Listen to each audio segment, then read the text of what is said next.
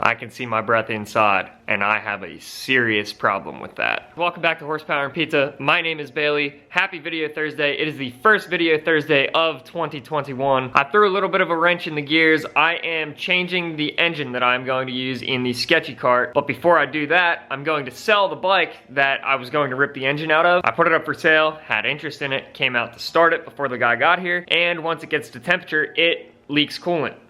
That's an issue. Now I'll get into the engine that I'm going to use instead in a later video, but I did research on the bike and there was one seal that could have gone wrong, and it's on the water pump side. So instead of me negotiating $200 off of my price over a $9 part, I ordered the $9 part and I'm just going to replace it. When I looked for a video on how to do this, there isn't really one. So this is the video to solve that problem for anybody else who may be having the water pump seal issue on a 2005 to 2009-ish KTM 50SX Junior. This here is the ignition cover and this is the water pump cover, and when this gets up to temperature, it leaks coolant out of right here, which I thought that was just part of a broken ignition cover. So I ended up ordering a new ignition cover. It turns out that that is how the ignition cover is designed and manufactured. So if this water pump seal does fail, the coolant has somewhere to drain out of, which makes sense. I'll show you how the whole water pump assembly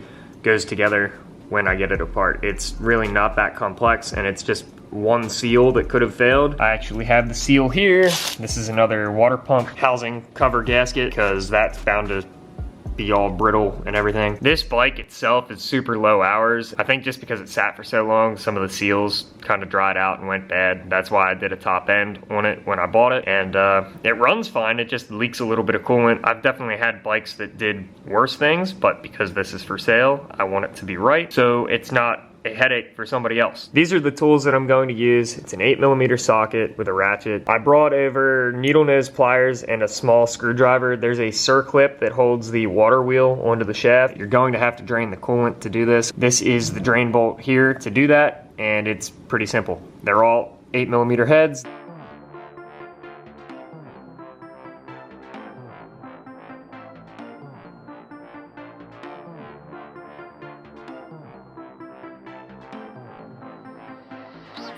So now if you look in here, you have your water pump wheel, and then there's this little circlip that holds it onto the shaft. So now I'm going to attempt to get that off of there, pull the water wheel out. The shaft comes through the backside of this ignition cover, and the water wheel is what keeps you from being able to pull this off.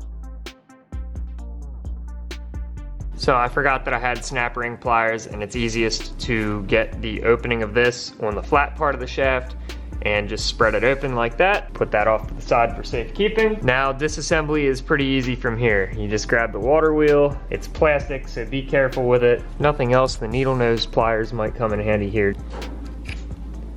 And that slides off like so. If you look at the bore of it, it has a flat spot that mates with the flat spot on the shaft. Now that the water wheel is off, you can see the flat that I'm talking about on the shaft. But if you look in here, there's this little line that goes around the seal. That's actually a spring on the seal that holds the tension around the shaft and seals it off. It's important to note that you can see that from this view, and that's how you know which way to put the seal back in. So now that it's torn to this point, there are 3 more 8mm hex bolts. I'm going to pull those off and pull the ignition cover off.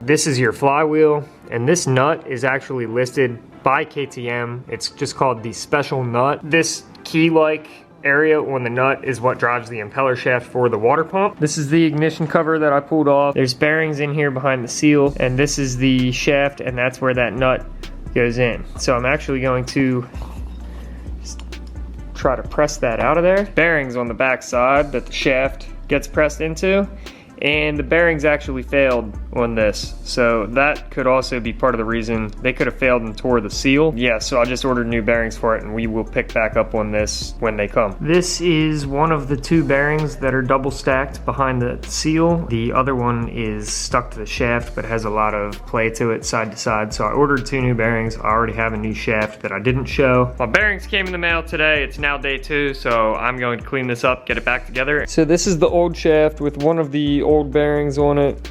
Bearing is kind of loose side to side. Bearings slide right onto it, the new bearings. So I'm going to pop the old seal out of the ignition cover, put the new seal in, and then get these in there, and then everything can get tossed right back together and back into the bike. I mentioned earlier in the video that I had purchased another ignition cover. Upon reassembly, I got the seal out of here, and it just doesn't feel the same in the bore on the old one as this one does, which is brand new. Bearing that came out of there all messed up. The outer race is actually stuck in here, so it's really good that I have this, and I'm just gonna put it all back together with brand new parts. Gonna be good to go.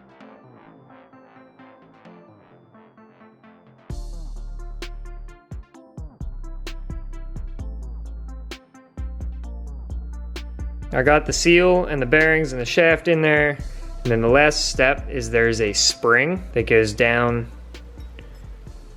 in the back of the shaft, and that spring pushes off against the key that's on the nut that's attached to the flywheel. So now I just have to align the slot on the shaft with this and take these bolts out and get everything back on, put back together.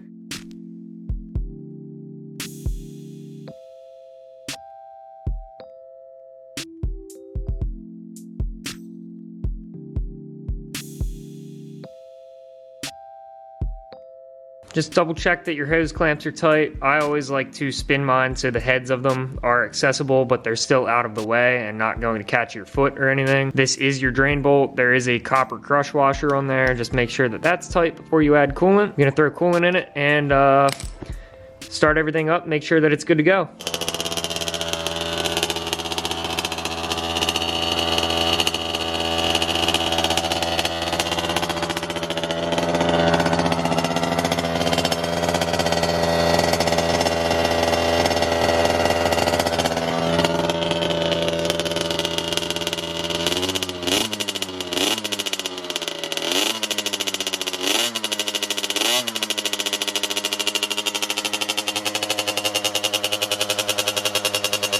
I'm glad that I ordered more parts than I thought that I needed, because it definitely helped me out. I did buy it to rip the engine out of it to put in my drift cart that I'm building.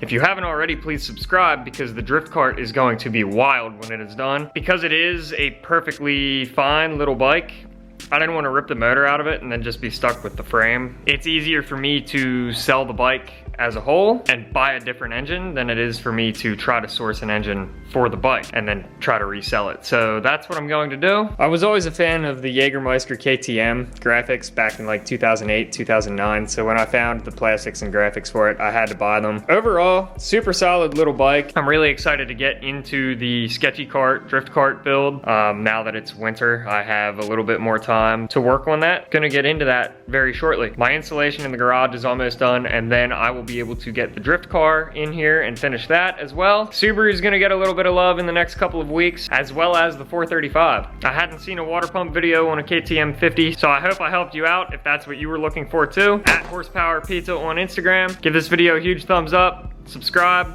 peace out, build it for you.